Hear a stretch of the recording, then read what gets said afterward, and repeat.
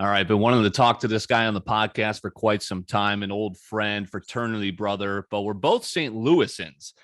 We did not know each other in St. Louis. Of course, this podcast, deep STL roots. But Kevin, good to get you on. And how about the 314? Thanks for having me on, Dale. Appreciate it, man. It's great seeing you in Arizona a couple weeks ago. Love St. Louis, man. We got to figure out what's going on with baseball season right now. I'm dying for some Redbird baseball. This news that came out, what was that, yesterday, 2 days ago? It was brutal. We got to figure it out, man. That St. Louis the birds are their lifeblood, especially since we lost the Rams, right? So love that you're supporting the merch there, winging it. Yes, I did hang out with you in Arizona, and I love what you're doing with your job because there are a lot of perks with it. You work for Miller Lite, but I don't need to explain it to the people. Tell the people a little bit about your job where you currently work for Miller Lite out in Scottsdale, Arizona. So I'm in this development program. It's called like the sales management program. Basically what they do is they identify like future leaders of the company. So I do what's called like on-premise sales. So I sell like bars, restaurants, nightclubs, and like the Scottsdale, Old Town, a couple other areas of Phoenix, like Maricopa County. Sure. So the company that I work for is Molson Coors beverage company. So big brands that I sell are like Coors Light, Miller Lite, Blue Moon, Line and Kugels. Summer Shandy is where it's at. Right, because they bought all those companies, right? Kind of. I mean, like it's a merger. Yeah. I mean, through many different levels and facets of like agreements and mergers and stuff. Yeah, all these great brands are now under one giant umbrella. Yeah, it's kind of confusing, but I mean, I love it. I mean, Sure. Well, what are some of the perks of your job? I got to experience a little bit out there. All of a sudden, we're both going to the Yotes game with separate tickets, and it turns out we're sitting right next to each other. You're entertaining clients right on the glass. What are some of the perks of your job? I mean, well, the big one is the Waste Management Phoenix Open for all you golf guys out there, golf gals that know about it or don't know about it. The Open is what's called like the biggest party in sports. Yeah. And so like all week long, since we sponsor the event, I'm kind of going to like our company suites, entertaining customers, drinking a lot of beer, but doing it responsibly, obviously. And then, like we sponsor Arizona State. So I go to a lot of the football games and the boxing. I was on the field for a couple of the games. You and I went to the Yotes game. We sat pretty much on the glass, got a bunch of different seats out there. I mean, it's basically just like utilizing a lot of our alliances and sponsorships that we have. And, lucky enough, working for a beer company. Yeah. There's no shortages in that. So, and you get the best of, sports and also the bar world, right? It's awesome for a sports fan, but it's not just isolated to that if that's not your interest. Right. Yeah. I mean, prime example, it's like a different type of sporting event. I was just down in Tucson. For a rodeo, right? Rodeo. Yeah. I got my old Yellowstone, fucking swag going and, living it up, crushing a couple Coors banquets out there. Yes, that's awesome. So like you said, I went out with you, like it's part, like you're going to the games, entertaining clients, right? But it's also like we went to a trivia night and you kind of you buy a beer and you're kind of promoting different brands and drinks, right? I think that's super cool as well. Yeah. So that's one of the many aspects of the job. So primarily like in the morning, I'll call on accounts. So I'm basically in and out of bars all day long. And so I'm pitching them, a slew of different brands that are in our portfolio. The trivia night that we went to, I was promoting Topo Chico hard seltzer. It's now available everywhere, by the way. That's my plug for the whole interview. It's really, really great. And so basically like when I go and do those promos, I just go into bars, buy a bunch of beer, pass it out to people. It's super conversational, a lot of fun. I mean, usually everyone gets a big old smile on their face. They're like, hey, here comes the fucking beer guy with a bunch of free beer. But I mean, you'd honestly be surprised how many people say no. I'm like, that's the craziest thing I've ever heard in my life. Who doesn't like free beer? But we didn't have any of those when you and I went out to trivia night. We had a great time, obviously, per usual. What are some of the difficulties of your job? Oh boy. Well, like any customer facing job, you just get people that are unhappy, for many different reasons. a lot of times it's not your fault, but you got to apologize for things that other people might have screwed up. I mean, one of the difficulties in the beer world is we have something that's called like distributorships. Mhm. So they act as a customer. There's like this 3-tier system that went into place after Prohibition, wherein like me, since I work for a beer supplier, I can't legally sell you, the customer, beer straight from the brewery. Illegal. It's Oh, part it of has to go through somebody. Okay. right. So any place that you go in the country, whether it be a sporting venue, a bar, a grocery store, that does not directly come from a brewery or a beer Okay. distributorship or a liquor distillery. It has to go through a distributorship. So me, a supplier, we sell all of our products to a distributor, and then the distributor then sells all that stuff to wherever you go and buy all your booze.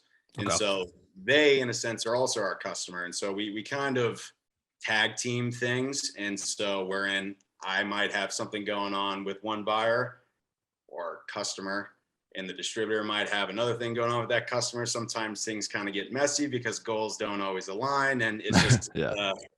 it's just another thing that you got to navigate. Just corporate stuff. Yeah. Everything comes, every job has its, perks and difficulties. I will say, you left out the merch. I mean, you're repping my merch. I've got your Line and Kugel's hammock here that you Right. gave me. I can't wait to set this up once, we thaw out in Minnesota here. Yeah, man. What's the temperature like out there right now? Is it like 0 or something? We're climbing up there up to 30, so it's not quite, you look sunburned. I miss the weather in Arizona. Of course, it was the second time it rained all winter and I was out there for it. Yeah, dude, the weather was actually trash when you were out here. It was 90 degrees today, not a cloud in the sky. I love it. I love it. So let's talk. So you're in Scottsdale. Hard to believe you and we are now in our class, right? And most of the people probably listening to this, albeit maybe for a few exceptions, we've been out of college longer than we were in college now. And that's like a reality where it's just like, holy shit. I mean, unless you did a 5th year. I mean, yes, of course. Right. Well, we're coming up. Right. What are some of the perks of living in a new city and the difficulties? Kind of same question, but talking about a new city, because I love Scottsdale, and a lot of people, of course, all of our hosts here on Winging It have moved from St. Louis now. And, right. That can be tough, but can also be a breath of fresh air sometimes. Yeah. I mean, don't get me wrong. It's always tough when you move to a new city. I mean, I certainly lucked out because I work. The nature of my job is basically like talk to people all day, every day. So it wasn't as tough for me meeting people and getting a group of friends as it is for, a lot of other people. I also lucked out because friend of a friend, they reached out to me right when I moved out here and introduced me to all their friends. Connections. Sure. Right. Exactly. The kid that introduced me to all those guys, kind of a dork, but I mean, it is what it is though. I mean, serves purpose. I mean, we still hang out. I mean, but yeah, so that meeting people is ultimately the biggest thing. If you're really tight with your family, like I am, being away from them is tough. I mean, I live, fuck man, like 1,500 miles from my family. So at least, so that's always tough. And then obviously, getting together with the boys. I mean, we got a big alumni weekend coming up. It's always a pain to travel and everything, but I mean, when we do it big, you got to make it happen. So I'm looking forward to that. Maybe we could do some content from that weekend. We'll be linking up again, obviously, in P-Town, Peoria. I don't know if this is public knowledge. If not, we could just blow right by it. But you've mentioned you're not necessarily avidly looking to move cities, but you're kind of on the new radar in 5 to 10 years. Where do you kind of see yourself? Yeah, I mean, that's, obviously the nature of the program. Trying to phrase this right. Sure, of course. Yeah, the nature of the program, obviously, the job that I'm in is not supposed to be long term, and this is not, super public. But the job that I have now, I won't be doing it forever. So I'm always looking for other opportunities within the company and thinking about what I want to do next.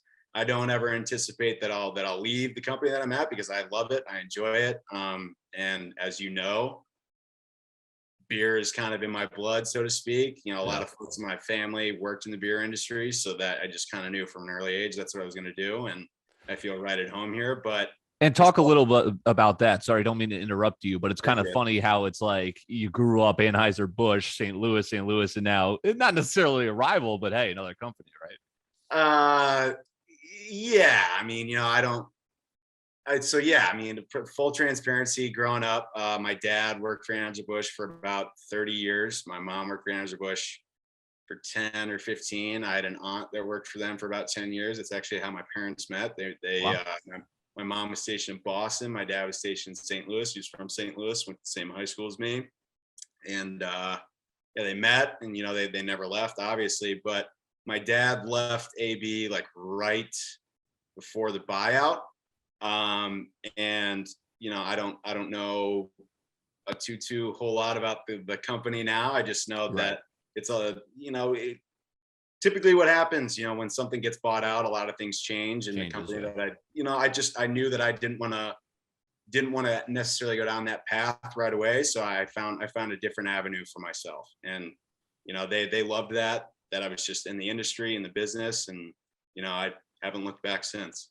Yeah, you're killing it. Love what you've been doing. New city, new job, kick-ass job. And you kind of mentioned like you could still work for a company. It's you mentioned your mom was stationed. Like it's a flexible job in terms of living location, right? Bigger cities Yeah. across. Yeah. Yeah, I mean, prime example, you know, going into this job, I didn't know where I was going to live. One of the prerequisites was, listen, man, you know, we want people that are mobile. So you could literally live in any major city in the United States, from Seattle to San Diego, from New York City to Miami, and anywhere in between. So I quite literally, you know, after I got hired, had no idea where I was going to be living six weeks later. Coincidentally, I got hired and started training, and a week into training in Milwaukee, which is where one of our offices, COVID hit. And so I did like fucking 3 months of online training, figuring out where I was going to go. But I mean, dude, I mean, there's far worse places than Scottsdale, Arizona, let me tell you. No kidding. But yeah, I mean, I would love to go to Texas, Yeah. Colorado, the Carolinas, maybe Florida. I mean, I'm open, man. Yeah. California would be sweet. Um, I'm easy, dude. You It's know the deal. exciting and just being flexible with like yeah, because I like seeing new cities. I like seeing new experiences too, and it's all about the journey. Right. Um, we're talking with Kevin Schumacher. Kind of want to wrap up. We've talked about your family. Um, you and your brothers have like a great. I think it's so many different industries, but they're all interesting. You are in the beer industry, sales. You get to go all these cool sports events. You've got a brother in Hollywood who's written and created a very popular show, Abbott Elementary, and then you've got a brother which is in my industry, broadcasting. Let's start by shifting to Hollywood. Tell me about the new show. I've heard great things, and that's very successful. Yes, my eldest brother, you know, he's an executive producer on that show. He's got a slew of other things that are out, other things that he's worked on as well. Abbott is like a workplace comedy that's based out of Philadelphia, Pennsylvania, and the creator of the show, Quinta Brunson, she's a comedian, super funny. The show is actually based off of her mom and her experiences that she had as an elementary school teacher in a underfunded school district in Philadelphia. So it's kind of like a lighthearted workplace comedy that's shot like The Office or Parks and Rec. I mean, obviously it's not the same. I mean, those shows were fucking amazing. I mean, but Abbott's seen a lot of really good success. I mean, I think it's got like 99 to 100% rating on like Rotten Tomatoes, and they said it's like the highest rated new sitcom since like Modern Family, which was a super popular show. So And two things on that. It is so damn hard to make entertaining television on network TV now. You know, like we're watching HBO, right? yeah, And it's like, especially comedies, The Office. And that's like, we remember The Office, Modern Family, Parks and Rec. Like that's what it's saying. It's not only being highly rated on Rotten Tomatoes. I'm seeing it trend on Twitter, which I kind of see is like, hey, people are talking about this. And you said it's in high regard because we've been starved for something like this for so long. yeah. I mean, anyone who watches a shitload of television knows that it's really no secret that a lot of times what the critics say are a little bit different than what the general public actually thinks, and it's just really cool to see him be a part of a project that is held in high regard, like what you said, both, you know, in the public domain as well as, you know, the Hollywood critics and Yeah. everything. So I mean, it's a really, really cool show. I got the chance to go to one of the premieres, meet a handful of the cast, everyone who's working on the show, both in front of the camera and behind the camera. Really, really great people, and you know, they're just he's having a great time, and Yeah. that's ultimately the most important thing, is the happiness of it all. You And know. just grinding, and like Yes. working your ass off in such a competitive place like Hollywood, and then having it kind of pay off. Yeah, good stuff. And then your brother broadcasting, I could only imagine. I know I've seen his demo tape before, extremely talented. He's on the big networks. The pandemic, I can only imagine, upended, my life, his life, broadcaster's life. But Yeah. how's he been doing? Good, good. Yeah, he's been doing some work with Fox Sports and ESPN and the Big Ten Network, and he got a handful of college basketball games, both men's and women's. You know, he was calling, you know, college soccer, college baseball. I mean, pretty much anything they want him to do, he'll just, you know, he'll go and do it. Right. He's happy to be, you know, calling games, being around, you know, sports, athletics, kind of like, you know, I mean, whenever you Yeah. get the call to go and do a game, I'm sure it's yes, absolutely, I'm there, no questions asked. Right. And that's very much his mindset. I mean, you know, he's got a lot of other things coming down the pipe as far as that world goes too, but on the side, he also sells real estate. I mean, Right. he's a I mean, he's just unbelievable, man. I mean, He's just both. working his ass off. I mean, Yeah, that's the thing too, because I totally understand that. It's like, and that's what, when I was in South Dakota, I was doing kind of full time working for a radio station, then doing play by play. And, it's a tough industry, but it's also like you could have the freedom of if you just did call games. And that's what I'm blossoming into is like I don't have to be in a radio chair at a specific time. I could put something out, people listen to my stuff on demand, and then right. I could go call a game at night, so you can do different stuff during the day. Yeah. Which is cool. Well, I'm excited to follow all three of your guys' journeys continually throughout life, and we'll get you out of here on a little bit of a somber note. Something I'm trying to do with Wing, and I think that you, the listener, have realized is, we're like growing up together. Like I'm having friends on, I'm having interesting people on, different life experiences, trying to bring it to you and just entertain you. Part of growing up, we've talked about jobs, moving cities, marriage, kids. Like we're not even there yet. That's what's crazy. But I think one thing too that people don't necessarily know, but I try not to think about, but it definitely hovers around my mind is, when do we start, one, taking care of our parents, two, losing them? And unfortunately lost your dad recently. Yeah. That's a really, really touchy thing. I mean, you know, growing up, I don't think well, let me take a step back. You never really fully understand or know just how many people have kind of gone through an experience like that until you yourself have gone through it. Yeah. I was shocked at how many people that I knew that had lost a sibling or lost a parent, or lost someone super, super close to them that was, you know, a father figure or a mother figure, or however you want to say it. And you never really think it's going to happen, no matter how old you are. You never really think about, you know, the your parents dying, Yeah. until it happens. And it really kind of changes the outlook you have on life and the perspective of just everything. Prime example, I used to get so fixated on trying to please so many different people and like trying to get people in my life, and then ultimately through this experience I was like, why am I bending over backwards to try and force certain people into my life and have certain people think of me one way when they clearly don't want to be there. Like Yeah. I you learn how to just think better about people, and it has changed me in so many ways that I have recently discovered, I'm still discovering, and it's just a tough thing that is super hard to cope with. I was very lucky to have family and friends that I'm super close with to talk about my dad, Yeah.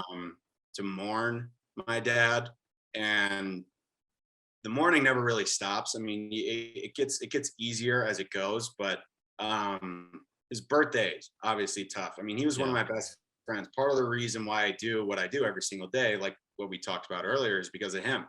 Yeah. I studied advertising in college. Uh, what did he do at Anheuser-Busch? He worked in advertising. I mean, that was that was the whole reason why I studied all that in college. And you know, I just it made me above all, other than, you know, the relationships, you know, that you form and the way how you communicate with people. One of the other things that it allowed me to do was um fuck man, I don't even know where I was going with this. No, I I mean, it's great. I mean, I could filibuster with you learn to appreciate life. And I think kind of bouncing off that is yes, like, you know, I always grew up with my dad being old. Like that's kind of the butt of the joke because my dad was born before Christ. My dad was my dad went to the University of Kansas and was roommates with Fog Allen. right, He was, you know, stuff like that. But yeah, you know, after college is kind of like you grow up. Like I once I hit 25, like it took me after a couple of years just to even see the world how I see it now. And you're right. like, holy crap. But And really that's what I was appreciating. trying to get at really quick was that it made me appreciate the things that I had. I mean, Yes. yes, I wish that certain relationships in my life were better than where they were at, but I was appreciative nonetheless that one, hey, I grew up in a household that had two parents. Yeah. Not everyone gets that. Not Totally. everyone's lucky enough to have any parents, Mhm. and let alone two parents that loved each other and wanted to raise me and wanted me to be around as well as my other brothers and other siblings. And not everyone's that lucky. Totally. I'm thankful for the friendships that I have, such as, you know, people like yourself, you know, where you and I get to shoot the breeze and have a good time, and you know, you and I care about each other, and so it just it that's the number one thing that I always tell people is that, hey, don't take any of the relationships you have in your life for granted, because you never really know tomorrow's promised to no one. So Right. so anytime you have a conversation with someone, especially someone that you care about, you want to make sure that they know that they're important to you. Of um, course. Yeah. and it's easy to get in fights and say things you don't mean. Just be sure that you patch those things up, because you never know. You never know. So Yeah, I think I hope people are going to enjoy this. I think they will. Didn't mean to take a left turn into kind of Somberville, but I was doing, you know, when we were together, I was doing a lot of thinking because this obviously happened to you this year. My mom was celebrating her 62nd birthday with her mom, you know, and I'm like, oh right, my God, you know, am I going to be 60? No way my dad, my dad's going to be no way yeah, or if I'm 62, but yeah, just kind of thinking about mortality and stuff like that and just cherishing the moments that you have, as you kind of alluded to. yeah, Um, absolutely. Hey, appreciate talking with you, man. I'm sure the audience is going to love it. This is going to be, we don't have winging it this week, but we're going to be posting this at the end of next week's episode. And appreciate the man, the myth, the legend, Kevin Schumacker. Appreciate you, brother. Always a good time chatting with you. Happy to do it, man. Hope to see you soon.